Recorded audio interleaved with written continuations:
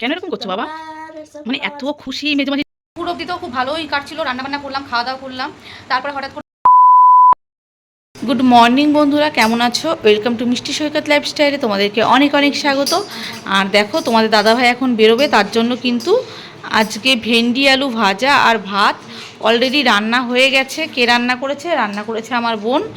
আমার বোন সেই সকাল 6টার সময় উঠেছে, বাসন মেজেছে এবং কিন্তু সত্যি সত্যি রান্না কমপ্লিট। আর আমরা জাস্ট ঘুম থেকে এইমাত্র উঠলাম, আমি, আমার বোনের মেয়ে আর ছেলে। আর ও কিন্তু কখন উঠে চা খেয়ে এখন কিন্তু সম্রাটকে খেতেও দিয়ে দিয়েছে, সেটাই তোমাদের সাথে শেয়ার করলাম। আর তোমাদের দাদাভাই এখন বেরোবে। চলো ওরা বেরোক, তারপরে আবার ওরা ভাত খাবে, যেহেতু ওদের সকালে ভাত খাওয়া অভ্যাস, তো ওরা এখন খেতে বসবে। দেখো ওদেরও খেতে দিয়ে দিয়েছি। আজকে ওরা ভাত আর ভেন্ডি ভাজা খাচ্ছে, কারণ বোনই রান্না করেছে, তোমাদের বললামই। আর দেখো বাবাই সোনা কি করছে, বাবাই সোনা কি খাচ্ছে তোমরা দেখো। আমি ডিফারেন্স খাবার, আমি ডিফারেন্স মানুষ, তাই ডিফারেন্স খাবার कहना क्या चाहते हो? আমার ভাত খেতে ভালো লাগে না। ভাত খেতে ভালো লাগে না, তোমাদের বাবাই সোনা আজকে রুটি দিয়ে ভেন্ডি আলু ভাজা খাচ্ছে। চলো বাবা খেয়ে নাও, হ্যাঁ সোনা, তাড়াতাড়ি করে খাওয়া দাওয়া করে নাও। দুপুরে রান্নাবান্না কমপ্লিট হয়ে গেছে। পুরো অবধি তো খুব ভালোই কাটছিল, রান্নাবান্না করলাম, খাওয়া দাওয়া করলাম। তারপরে হঠাৎ করে বোনের হাজব্যান্ড ফোন করলো, ফোন করে বলছে যে এরকম ব্যাপার, আমার ভীষণ শরীর খারাপ, আর পা ওর অ্যাকচুয়ালি অ্যাক্সিডেন্ট হয়েছে, পা কেটে গেছে, 2-3টে সেলাই পড়েছে। সেই শুনে তো বোন তাড়াতাড়ি করে মানে রওনা দিল। আর যেহেতু আমার বোনের মেয়েটা এসেছে অনেক দিন পরে, আবার কবে আসবে, তার জন্য আমি বললাম ও থাক এখন, তুই তাহলে চলে যা বলে ও তাড়াতাড়ি করে বেরিয়ে গেল। মানে একটু 2 বছর পরে আসলো, একটু যে ভালোভাবে থাকবে সেটাও থাকতে পারলো না। মনটা ভীষণই খারাপ লাগছে, কি বলবো। আর খুব মিসও করছি, আবার কবে আসবে তার তো কোনো ঠিক নেই। বুঝতেই পারছো আমাদের বাড়ির থেকে ও বাড়ি অনেকটাই দূর, মোটামুটি সেই 5 ঘন্টা রাস্তা, তো সেভাবে কেউ যাওয়া আসা করা হয় না। আমিও বছরে খুব কমই যাই, আর ওরাও আসে খুব কম। সেই জন্য যে এতদিন পর এসেছে, ভাবলাম কতটা সুন্দরভাবে টাইম কাটাবো, কিন্তু সত্যি কিছুই হলো না। চলো বন্ধুরা, আর কী করা যাবে। ছিলাম আমরা রাস্তাতে, তো বাজার করতে গেছিলাম কিছু, আর প্রচণ্ড মেঘ চমকাচ্ছে, ঝড়ও উঠেছে। আর সবথেকে বড় কথা, একটু টেনশন হচ্ছে, চিন্তা হচ্ছে, বোনটা যেহেতু বেরিয়ে গেল, মানে এইরকম যে বিপদ আসবে ভাবতে পারিনি। হট করে যে বোনের হাজব্যান্ডের শরীরটা এতটা খারাপ হয়ে যাবে, যার জন্য বোন কিন্তু তাড়াতাড়ি করে বাড়ি চলে গেল।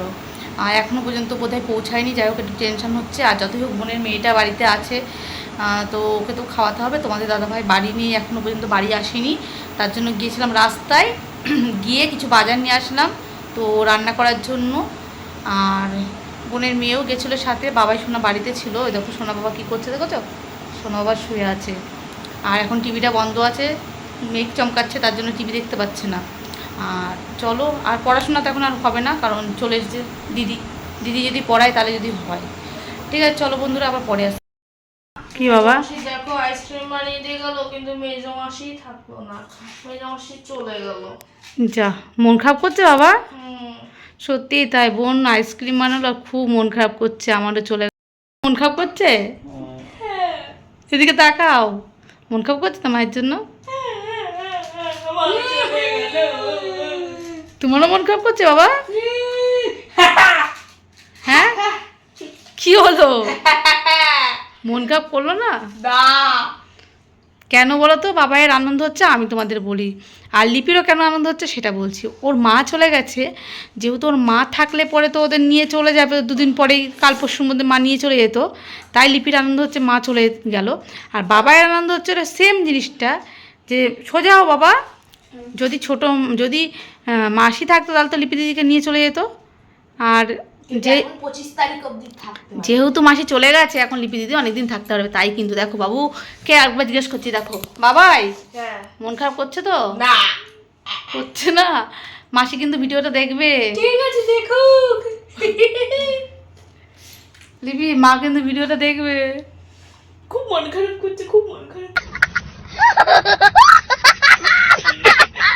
করছে। দেখো কতটা বদ এরা দুজন, বুঝতে পারছো তোমরা? ভীষণ বদ, ভীষণ বদ। উফ, হ্যাঁ, ভালো লাগছে না, মনটা খারাপ হয়ে গেল। মাংস টাংস রান্না করা হলো না, খাওয়ানো হলো না, কিছু না। তো ওকে তো বলতে পারতে এখানে চলে আসতে।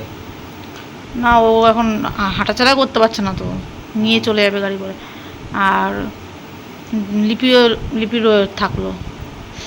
লিপি না থাকলে তো আরেকজন তোমার বা আমাদের বাবু কান্নাকাটি করে মরে যেতে পারে।